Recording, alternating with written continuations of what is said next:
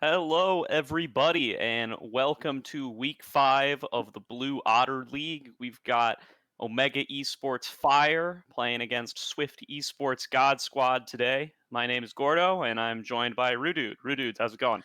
It's going very well tonight. Super excited to get this just the singular best of one underway today. Unfortunately, only get to show the one game, but on the bright side, Fire are getting showcased for game number two on the Blue Otter League stream itself. So ups and downs. No, there's certainly still going to be somewhere to watch the game, and that's what's going to be important. We're getting into the first bands here. Some interesting bands coming out of the God Squad with the Kled and the Ziggs here. Yeah, Necro, very avid Kled player. I know up on the top lane, we've seen it a couple of times. Just being able to absolutely hard carry just a couple of games on the Kled so far this season, at least already. The Ziggs and the Lilia ban. The Lilia ban makes a lot of sense just because Lilia is an incredibly potent champion right now. And then on the flip side, Ziggs, more of a target ban, you have to imagine. The substitute mid laner today, Scuttle Crab in the mid lane for Fire, gets the Ziggs taken away from him. Yeah, no, also got to be concerned about that Ziggs bot lane. We've seen it come out.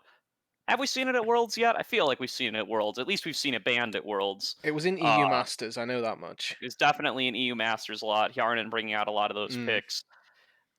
Pretty sure we saw some out of Gadget also in out of UOL in yeah. the World Championship so far. That definitely seems like it'd be up his alley. But we're going to see the Caitlyn set response from the God Squad. Yeah, after Ash first pick from Fire, the premier AD carry of choice at the moment, apparently.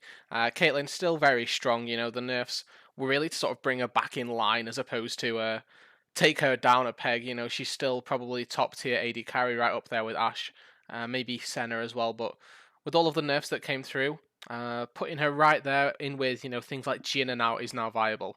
Things like Aphelios have started to see a couple picks here and there, dependent on obviously compositions. But Caitlyn's still a very strong pick nonetheless. For sure. And we're going to see Fire picking up the Ornn here. The Ornn and Ash together are going to give them some very strong engage options, and they're going to join that up with the Jarvan for even more of that straightforward team fight style. Yeah, and you said it perfectly there, Gordo. That they just want to press R and they want to go in. Like this team fight style is going to be working very well for them. Not too difficult an execution to go off of here. Somebody gets caught out, fire an Ash arrow at them, and even if they flash it or dodge it somehow, they're going to have to contend with Ornhorn and then the Jarvan Cataclysm as well. So a lot of things to counter, and I quite like this Brawn pickup here from God Squad. Going to be able to deny the Ornn engages if, of course, the Unbreakable is used effectively.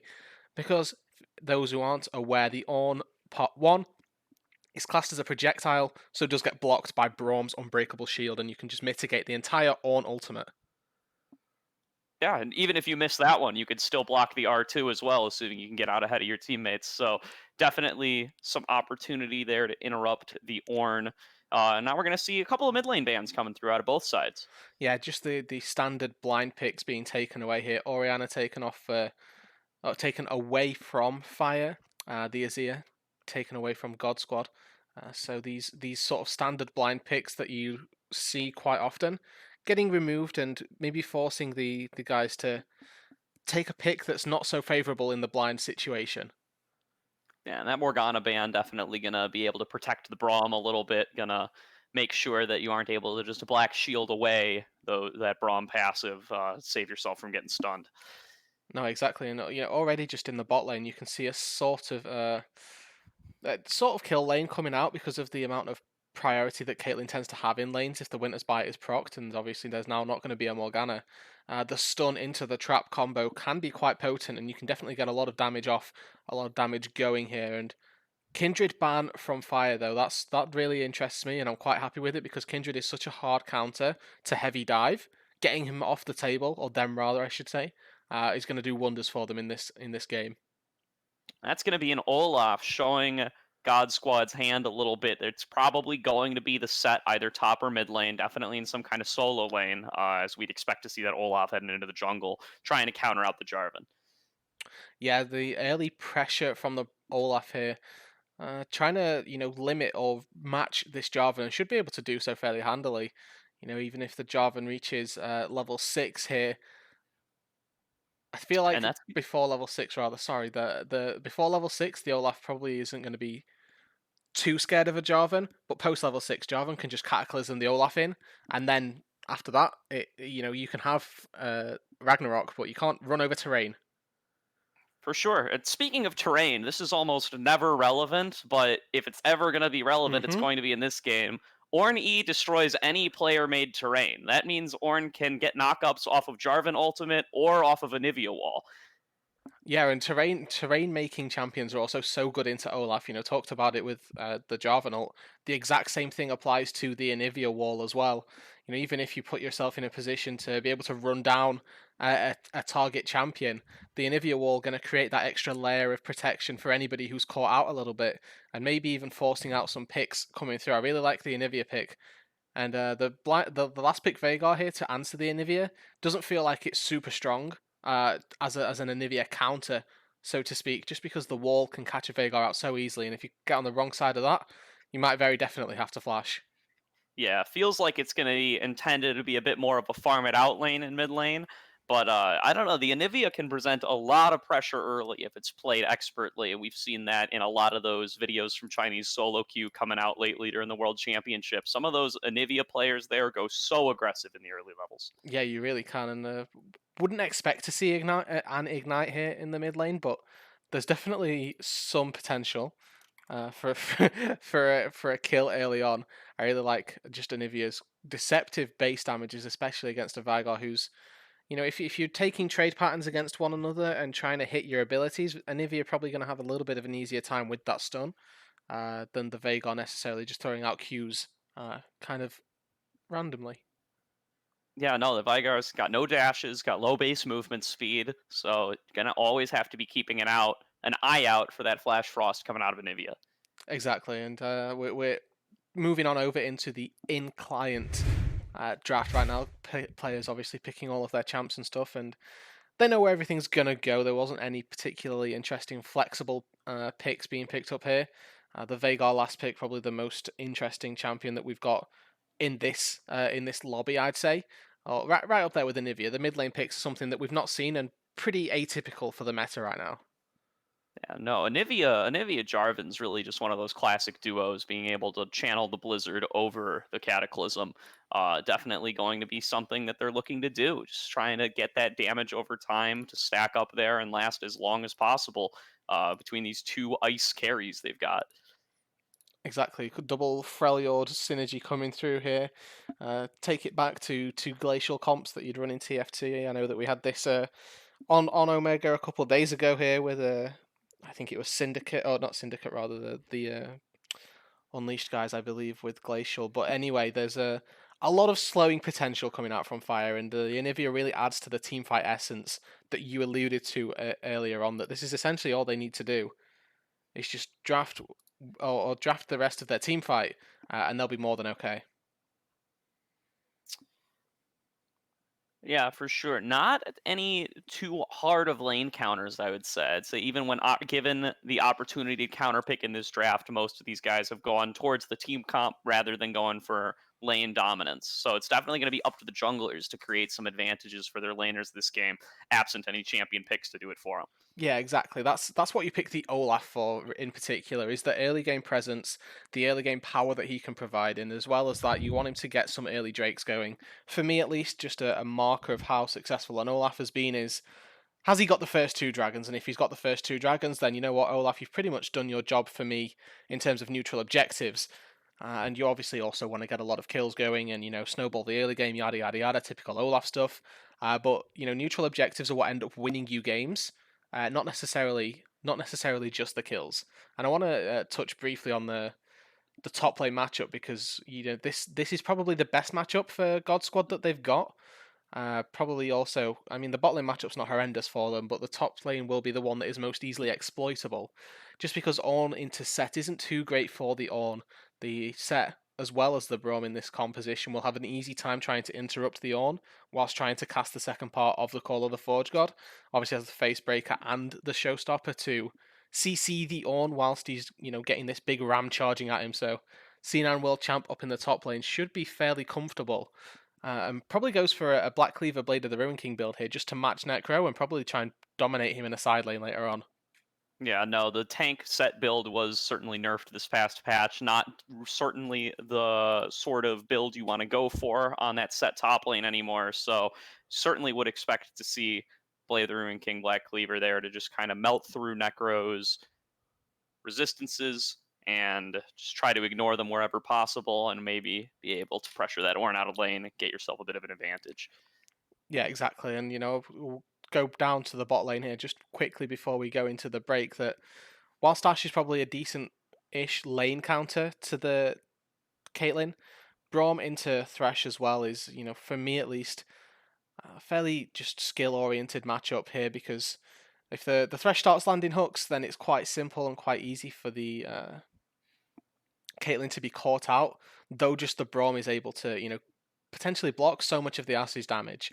And if the Ash gets tagged by Winter's Bite, the protection that the Thresh provides isn't always as reliable as the Braum. So I feel like bot side as well, God Squad might have a little bit of an easier time, at least in the laning phase here. Yeah, no, definitely going to synergize with that Olaf. As you said, going for those first two dragons as hard as possible. They're going to be looking to shove in with that Caitlyn pick and make sure they're able to rotate up and help him with that. Exactly. The Caitlyn just in general having great lane presence, so should be able to establish those early neutral objectives, much like what the Olaf is wanting to achieve essentially. Very clear win conditions for each of these teams. It feels like, God Squad going to want to utilize their early game power with the Olaf and the Caitlyn to start generating early game neutral objectives, and then rather for Omega Gaming Fire here, they want to just get to a point where they've got a couple of items on their carries and then just start team fighting. Certainly something going to be we're looking out for. Now, with that, we're going to take a short break here while we load into game, get everything synchronized. But we'll be right back in just a couple of minutes to bring you the game.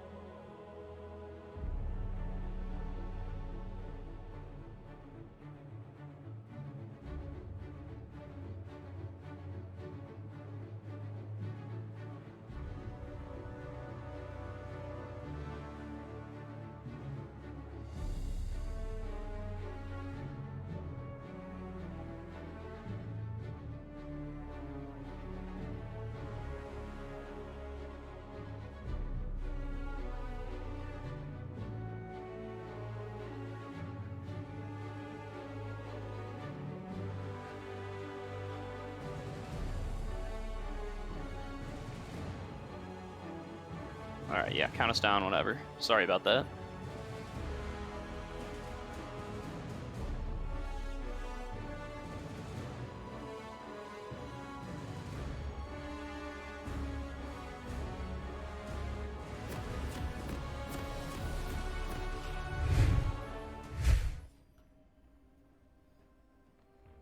Hello, everybody. We are back into the game for OMG Fire versus Swift Esports God Squad. I'm Gordo, joined once again by Rudude for the actual game. Yeah, exactly. And just the singular best of one tonight in the Blue Otter League here. Week number 7, actually, correction on what I've put as the title, so that is entirely on myself right there. But this is week number 7, only 3 more weeks left to go, and an early invade could come out here. And no, Mori gonna have to back out here. He gets snagged by the Winter's Bite and is forced to flash over the wall. Yeah, and that's the sin of AD carry right there, the sin of Tribush. When you're trying to protect from this invade, you never want to stand in the Tribush because things like that can happen and you often have to burn the flash. What I've liked to have seen is either stand just on the knuckle of the wall around about here, and I'm going to show for you guys at home here. This little bit here so you can see anybody coming from down here or up in this direction. And then you're able to back off swiftly enough just in time, and you don't have to burn your flash. Sitting in the Tribush is a surefire way to get your flash burned. Yeah, a little bit unfortunate there. Mori almost was able to put enough distance away, but just barely gets clipped by the Winter's Bite. And forced to blow that Summoner spell. That might make a difference early if Demonic's able to get down there in time. Yeah, definitely, or even if it's on the flip side with Kinjar going down there earlier on, and if the Olaf's able to get there, assert some dominance early on, which is definitely what the Olaf wants to do, then we could see this bot lane flash be punished. And similarly, Caitlyn Braum, no slouch in terms of punishing a lane, and has plenty of CC to be able to punish an Ashe with no mobility, and now no flash as well. So a lot of caution needs to be put into this bot lane. Yeah, no, definitely something I've just noticed since we've loaded in here is it is going to be the Glacial Augment on the Vigar this game, so possibly something to look out for. Likely going to want to itemize into that GLP, try to get some slows, try to guarantee some stuns. Yeah, and with the GLP picked up, it sort of suggests that this team might be lacking in just a little bit of magical damage. Obviously, you typically go for the GLP build into the Spooky Ghost, which is a lower AP style, lower AP build. But obviously, when you provide enough CC and enough setup to your team, your power comes in another form, and it is in form of that CC and slowing capability that you have got. That's also certainly going to be a place where Arterius is going to be looking to land as many of those skills onto Anivia as possible and last hit as many of those minions with his Q as possible, try to ramp up that AP through means other than itemization. But a little bit of damage coming out of the Braum. Yep, little trades back and forth on both of the supports there. Mori getting a little bit of the brunt of the trade as well there. The Piltover Peacemaker finding its mark, so early on as we'd expected, the Caitlyn and the Braum having a little bit of push priority is able to establish some early game power down on the spot side. Some simple trades going back and forth in top lane. Necro, a little bit strong on that Ornn in the early levels. The champ doesn't quite do as little damage as you might expect from someone so tanky at the early levels, but that percentage health damage coming out of the W, the brittle procs, it adds up. Yeah, we're all familiar with the Assassin Bruiser tank Mage Ornn in the top lane here, and as well as that, he's able to, pick up items without necessarily having to go back to base to get them. So, cloth armor's already in his inventory, and mid might be in trouble. No, Arterius walking up, getting hit by that, but both parties actually ending up stunned at the end of the day. But here's Kinjar coming around on the other side of Scuttlecrab. He's going to try to wall him off, but he's going to need to use the flash here, but he's going to get forced into the passive, and he's definitely going to go down here. Not enough time to come back out of the egg. First blood goes over to Swift Esports. Yeah, and that is just an overextension without the vision that he needed. Gets punished by Kinjar, really well played, does a full clear of his jungle, takes top side crab, and is also actually going to be able to get the bot side crab as well. So this Olaf early game is going to be in a great position. Ooh, and some trades coming out of top lane, both going really, really low. C9 World Champ and Necro here, back and forth. C9 World Champ forced to flash away, knew that Necro was going to get the next auto attack there. Smart flash. But going to be flash for no flash, positive trade in Necro's favor. Yeah, exactly. The top lane matchup, which had a, led people to believe should be the set favored. Necro actually going out and outclassing this set here. So really well played by Necro on the Ornn. Obviously, he's going to have that flash advantage, and we haven't seen the flash in the bot lane be punished yet, but maybe we can see it punished in the top lane by Omega Gaming Fire. And that's that Doran's ability to buy items that you were talking about, at least partially. During that fight, both had Doran's shields, but Necro had already picked up 2 cloth armors. It was definitely able to make the difference in that fight as they both went so low, and the changes were, oh, but this is going to be an engage by Kiri. 2 parties here getting knocked up by the Thresh and the Jarvan. Lukac going to have to run away as fast as possible. You're taking a lot of damage. They're going to teleport, out of C9 World Champion, and everyone's just going to disengage. Yeah, so a little bit of a skirmish on the bot side. Arterius is going to be just fine in the mid lane, and Kinjar might come back around again. Yeah, no, Scuttlecrab has no passive here. He's looking to get solo killed. Manages to flash away, but that's going to be flash for flash. And Vigar's starting to take some control in this mid lane. Yeah, definitely. Early on, the Anivia still hasn't actually managed to pick up a tier yet. That first blood really putting her behind and going to really hurt her farming capabilities early on.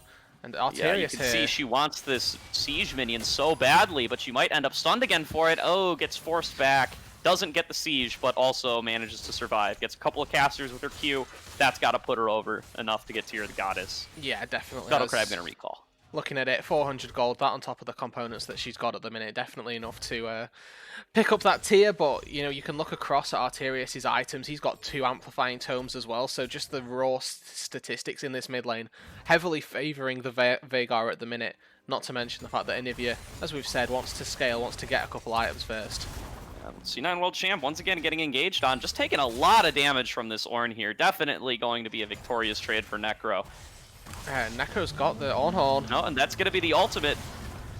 And it's a solo kill down for Necro. Just no options available for C9 World Champ there. He ticked over to level 6 far too late for it to make a difference in the fight. Doesn't have flash to go for any shenanigans, pulling him under turret, and just gets soloed out by the Ornn.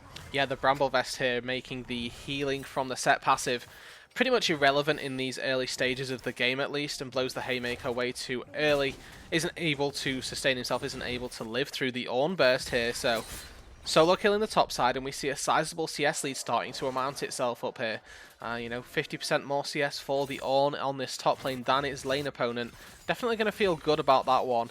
And, you know, across the board, Mori kind of lacking a little bit behind as well. This Caitlyn has managed to establish some early game power and definitely shows in the CS. And then obviously in the mid lane with that first blood going down. So Necro acknowledging that, you know, plays need to be made here because this early game composition that God Squad have drafted is doing its work earlier on.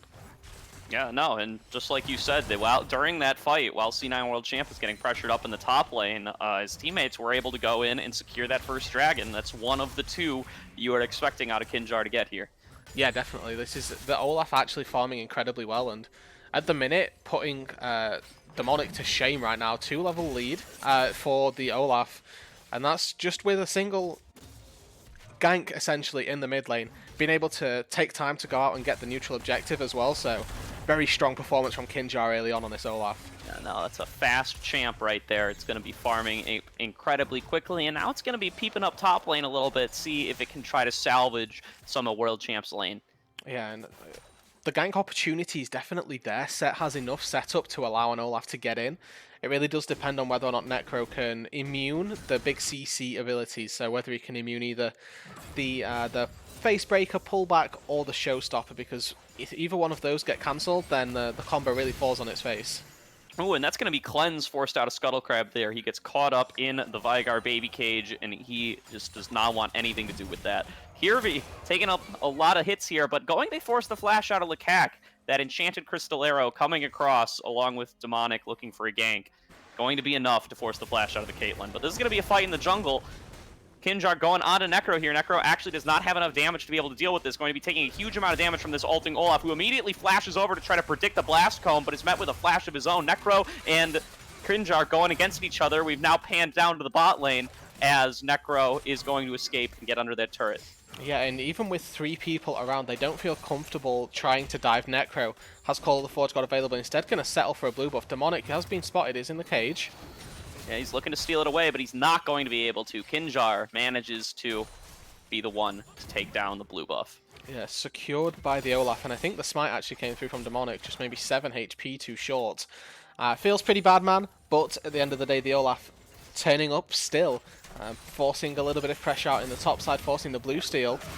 Oh, and that's going to be a Braum ultimate coming down onto Mori here, forces him to flash away, but now the flash flay under the turret. Attempt to make a big play there, but is just met with a flash from Slashtopia there. Would have wished he could have gotten Lakac under there Nice. to prevent them from escaping with their flash, but just not going to be in the cards. No, and Kiri actually, I think, trying to flay in and keep Slashtopia under the turret because he was tanking it. But Slashtopia actually manages to just drop aggro in time. Kiri a little too slow on the flash flay to pull him back in. And the TP used essentially for nothing, so similar to World Champs TP. Both top laners having unsuccessful teleports down to this bot side. No, and C9 World Champ now does get rewarded for that. He's going to get some free time up in the top lane to wail away on that turret. Going to maybe be able to pick up a plate. Yes, he does get one. And going to be able to close a little bit of that CS gap that's developed since the kill in the top lane. Yeah, for sure, and that's really going to help him out. He gets to push in a big wave, gets to secure just the one plate up there. Necro going to be able to pick up a couple of these minions here. A few casters are left at his turret. But ultimately, you'd want to use that TP and you'd want to get something for it. Getting nothing out of it really does feel pretty bad. And mid lane's going to be fighting again. No, going to be the Veigar ultimate coming out on the Scuttlecrab here. He's so incredibly low. He's got the passive back, though. Can he melt him down before he comes back in time? Kinjar is here to make sure that that's the case. They're going to take him down, donate the kill over to the Olaf. That's going to be 2-1 in favor of Swift Esports. Yeah, the reckless swing there, taking down the scrambled eggs. True damage not going to be affected, and here comes an engaged that's bot. An enchanted Crystal Arrow out onto Lakac. He knows he has no flash on either of these bot laners. Slashtopia here to block as much damage as possible and support the recall, but it's not going to be able to be happening. There's so much slows coming out of this Ashier Lakac. You got to believe they're going to go down here. The minions block the volley, but it's not enough. The auto attack takes down Lakac. That is going to be a 2v2 kill for Omega Esports bot lane. Yeah, really smart sidestep from Mori, dodging the Winter's bite so that he could was able to chase and continue the kill, continue the pressure and the priority that they've now got for themselves down bot lane. That's going to be a pretty big kill for them against the run of play down on this bot side, and with Infernal Dragon just spawning, it's going to put a slight spanner in the works of God Squad here. Yeah, no, definitely a great opportunistic play out of the bot lane from Omega there. They knew both flashes were down, they knew the Braum ultimate was down, and now it's going to be Swift Esports God Squad starting up this dragon, but with a little less bot lane strength than they had a couple minutes ago. Yeah, Scuttlecrab walking on in, they do know it's going on, but I think this is just going to have to be conceded as the bot lane did have to recall. Mori had Blade of the Ruin King in base, Kiri obviously very low. See fighting again up on the top side. Yeah, no, big trades coming out of Necro on this Ornn. If you're C9 World Champ here, you got to be very careful there not to let him get the Brittle procs. Once Brittle is on you, I think you just need to start walking away at this point. Yeah, with the fully stacked Grit actually did give him a fairly sizable shield that he was able to trade back with using the Haymaker, obviously. But you're exactly right. Necro, at this point, with the Sunfire or with the Balmy Cinder as well, just has too much damage in his kit in combination with the Bramble Vest and the additional armor from Chain Vest now that he's just forged for himself. The Black Cleaver not yet completed, obviously, from World Champ, hasn't had the time or the money invested into him to be able to pick that up. So until he's got that, he's really going to be struggling in these trades. And whilst the levels are even now, he's actually a little bit behind in XP. Yeah, no, at the time of the fight, you know, Ornn is up in items, Ornn was up a single level. It makes a difference. Oh no, just for the sure numbers all going in his favor. And now bot lane here, we see a little bit of a freeze established from Mori and Kiri here. They've got the 3 minions, so it's probably going to break pretty quickly. But keeping the wave in a position that allows Jarvan to gank Demonic on this Jarvan with the Cataclysm. Caitlyn's flash just about to come back up, so probably won't be able to find too much of a timing on it. But either way, having the wave in that position is very dangerous for Caitlyn Braum. Yeah, Mori and Kiri have just found themselves pushed in for so much of this laning phase. You got to expect at some point Demonic is going to try to come down here and make a play happen. And just as we say it, he's in the tri-brush, but going to walk away. The opportunity is a little bit missed, a little bit desynced from the waves there, but they're going to be engaging here onto Slashtopia. Gets the knockup, gets the Ash slow, forces out the Braum ultimate, but it's not going to be enough. Kiri picks up that kill, actually, and that's an enchanted Crystal Arrow right back onto Lakac right after. Lakac gets Cataclysmed on top of, but is going to be able to flash away, has that back up, and is just going to be able to walk out sans support. Yeah, and even though the flash is burned and Lakat lives, they still lose Braum, still gets another kill over to Fire, and this time in the hands of Kiri here, but they're going to be happy that they take somebody out of this bot lane, and with the ability to push in the wave like that, might even be able to get a lot of damage down onto this bot lane turret, but look top lane. Yeah, no, here we go, making a play on the other side here, forcing out Necro to walk away from his turret because of the Rift Herald there, and he's going to get Vygar ulted under tower, he's going to get picked up. That's going to be first turret going over to the red team. Good cross-map play there in response to the gank bot lane. Yeah, very nicely played there. They get themselves a 3-man push in the top side. Anivia nowhere to be found. Jarvan trying to make things happen bot lane, but diving 2 champions is a lot harder than diving 1. Necro there on the top side, burning his flash, and unfortunately second part of the Ornhorn going completely awry. Not what he wanted to see, and does fall for his sins. Primordial Burst against an Ornn who didn't at the time have any magic resist, going to do a ton of damage to this lower HP Ornn. For sure. Now we can see Demonic is lurking around here in this bot lane, gonna maybe take a path into the alcove, try to make another gank up in here. As Slashtopia is walking forward with the scanner going, they know what's going to happen, so he gets lanterned in, but gets picked up by a trap, they smell it, they walk away. Yeah, really nicely placed trap from Lakat. As soon as Kiri steps forward with the lantern, just places one behind the Thresh, and whoever takes that lantern gonna get rooted, gonna get planted in place. And that's enough to disengage the fight entirely. That and the stand beside me gets Slashtopia to enough safety. And that's enough to dissuade the engage, dissuade the gank. And Demonic gonna have to be sent back to his golems. And wow, at this point, between the kills and the farm difference, you can see that Kinjar is a full item up on Demonic here. Has the whole Black Cleaver completed, while Demonic is sitting only on Boots 1 and his jungle item. That's going to be a huge difference in that 1v1 there. If these two meet each other, it is not going to be close. Yeah, exactly. And just, toggling the gold here, we can see it's, at this moment, very different, but we can see him now. Demonic actually recalling, probably going to get a couple of components. Nowhere near enough to complete the Black Cleaver entirely, but getting a little bit of the way there. But that's when you talk about sheer 1 versus 1, Kinjar is going to be able to take a fight with Demonic without any difficulty whatsoever. And we can see finally Lakat and Slashtopia looking to capitalize on the pressure they've had all game. They're going to claim this bot lane turret and go up 2 turrets to 0 in this game. Yeah, and that is going to be quite impactful for them, because this opens up the Caitlyn to start roaming around the map, using the big range to get about and start making things happen. Maybe mid lane now. Well, everybody should be looking at the Dragon here, as third Drake is spawning up. Both top laners have TP. C9 World Champ doesn't want to use that. He's walking down while Necro is still farming it out in the top lane, and immediately Swift Esports is on top of it. They know they want to get this soul. They want to abuse this early game comp they've had, and it's already down to half HP. They're all zoned out by the Vygar ultimate. C9 World Champ arrives. It is a 5v5. Here comes the Ornn ultimate, knocking through as many people as it can, as Omega Esports tries to take back control of the Dragon. Here's a showstopper right into the middle of everybody. C9 World Champ trying to take down people, but he gets taken down himself. It's going to be 2 taken down from the side of Swift Esports. They are losing this fight, but they are actually turning it around now as the Anivia gets put down into the ultimate. That's going to be a huge pickup on Namori, who gets picked up by the Vygar stun, followed by all of that Vygar damage, and now they're going to be forced back. Slashtopia gets picked up by the combination of the Dragon damage plus the Scuttle Crab. Now that's a huge hook onto Kinjar. Kinjar taking tons of damage here from this Anivia, going to be taken down as well. It is going to be Omega Gaming taking this fight. Arterius has no mana in a 1v2, and he's going to be taken down as well. Triple kill to the Scuttle Crab, and they're going to pick up their first Dragon of the game. Yeah, Kiri and Scuttle Crab going huge in that team fight there. They pick up 2 for Kiri, 3 for Scuttle Crab, and pretty much all off of their own backs here. Kiri just about managing to survive.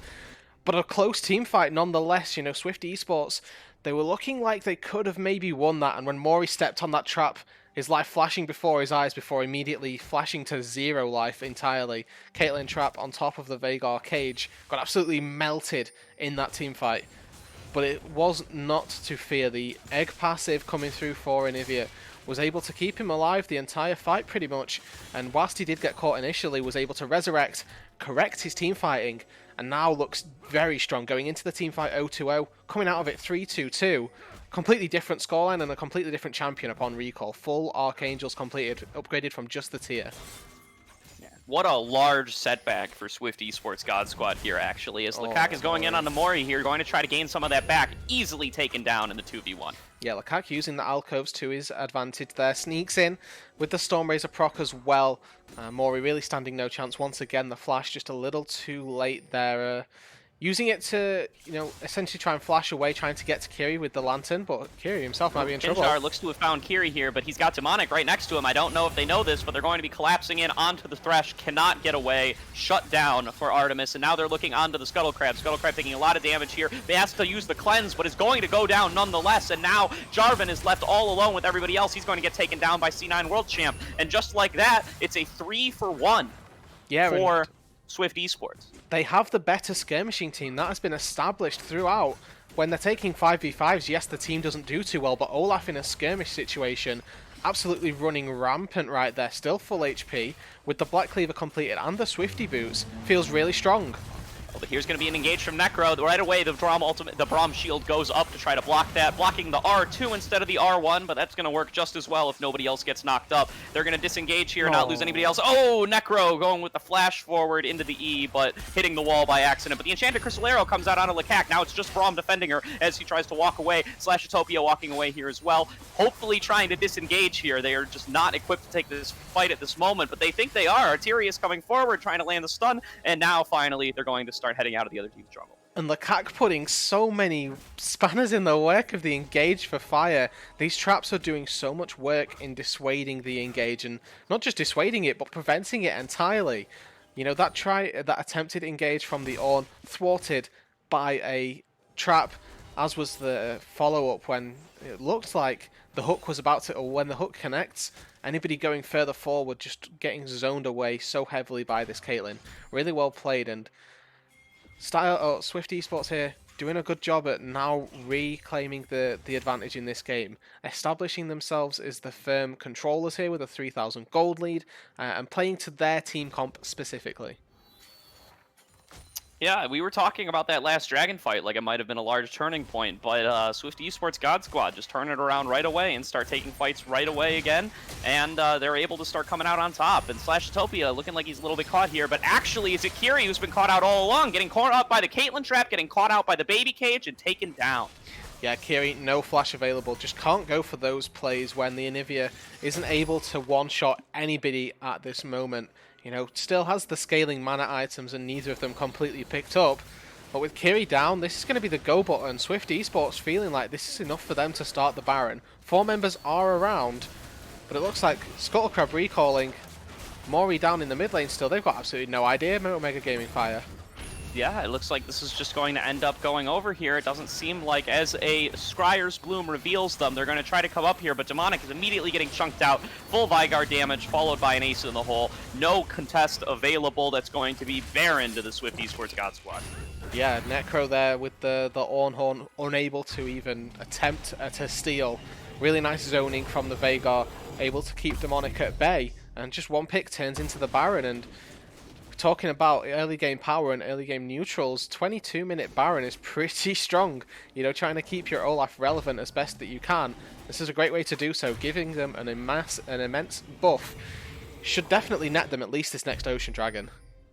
For sure, and Swift Esports God Squad are playing so well around that Vygar event horizon. Every time it goes down, the whole team is able to group around it and make plays happen. They're throwing traps down inside of it to combine with the natural terrain of the map to force people to CC themselves until they get taken down.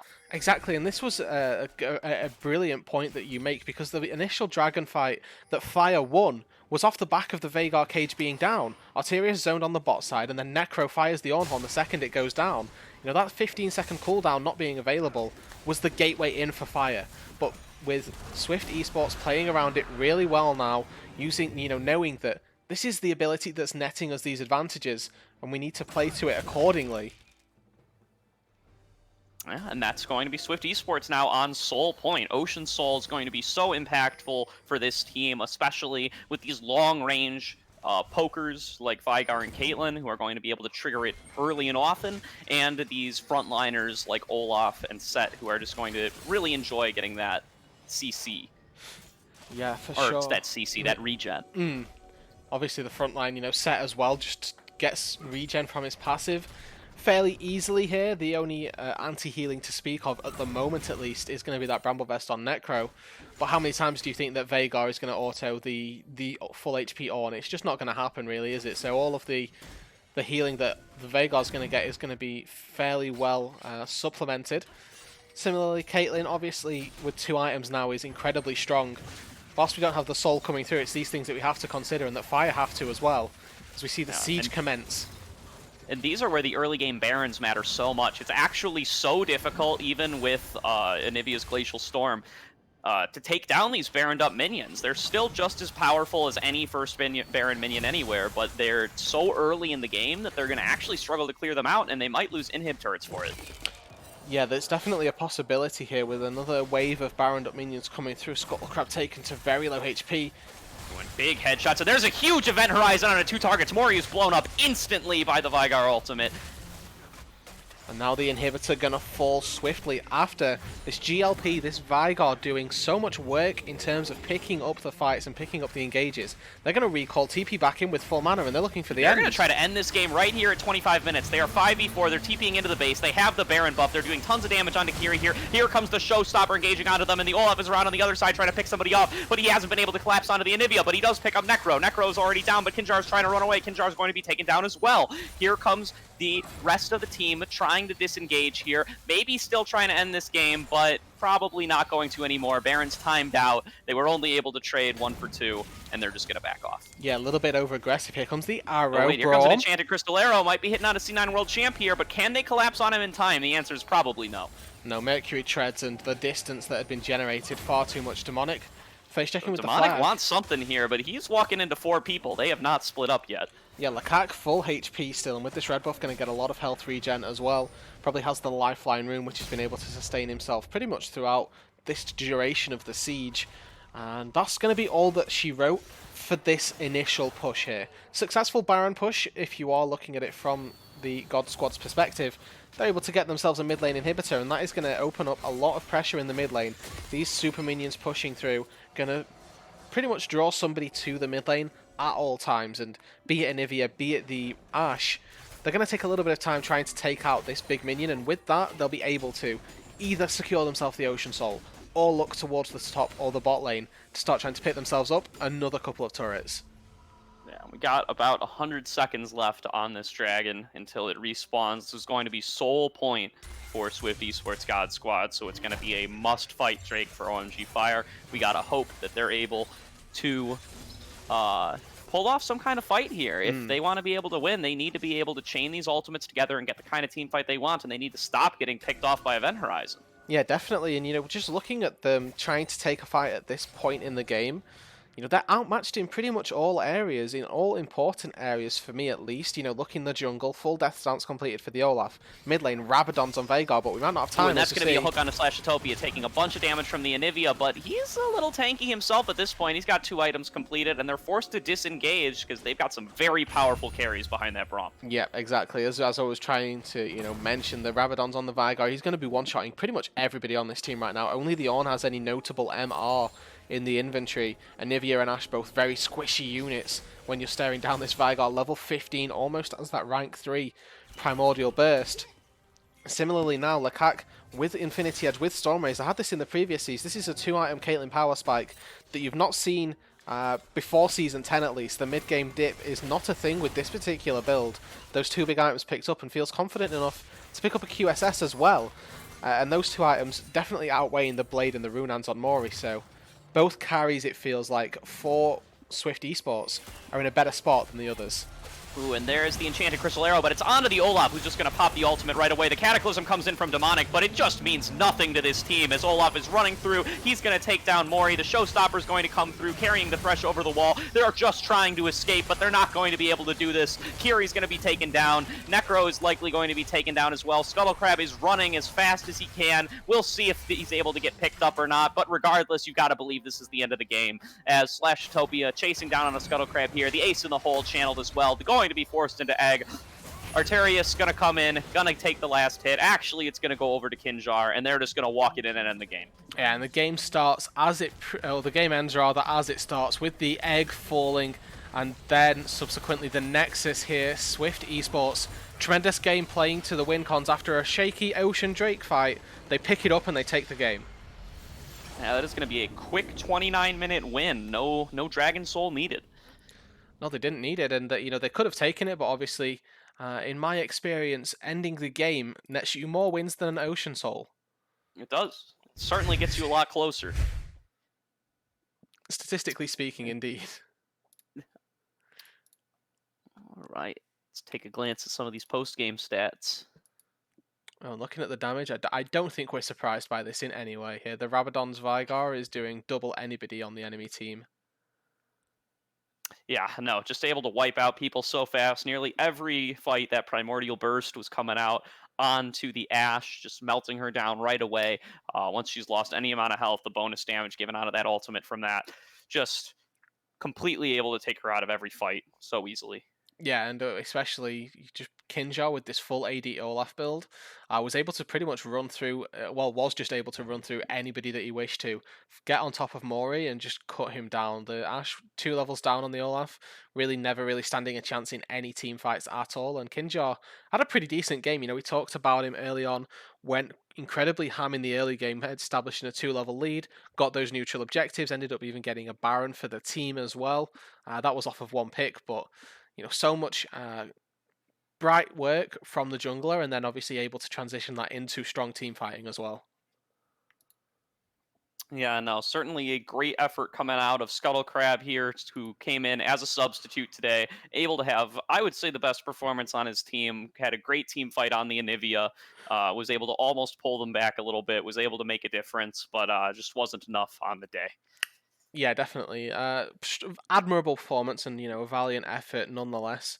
But wasn't enough to pick up the W on the day. Obviously, this is just game one of the evening. The second game will be broadcast over on Blue Otter League, so be sure once we send you over there with the raid to go over there. But I think Gordo that we're going to round up the cast here, unless you've got any final parting words. No, that's about all I've got to say. Thanks for tuning in for game one with us, everybody. Hope you pop on over to the other stream for game two. We've enjoyed the time we've had with you. Yep, exactly. And as we say, that is going to do it for us here on Omega. We've got another broadcast for you. I believe on Friday we've got Unleashed playing a rescheduled game, so we get to broadcast that one as well. And then similarly again back again on Saturday with some LHG Omega Gaming Tempest taking on a best of three versus Orbital Gaming Aura. Same time, same place, same stream. This time, me and Diatropa will be bringing you the games. And Gordo, it's been a pleasure working with you this evening, and a shame that we only get the one game. But nonetheless, we're going to end the broadcast here. Thanks everybody for tuning in, and we will catch you guys on another broadcast. Until next time.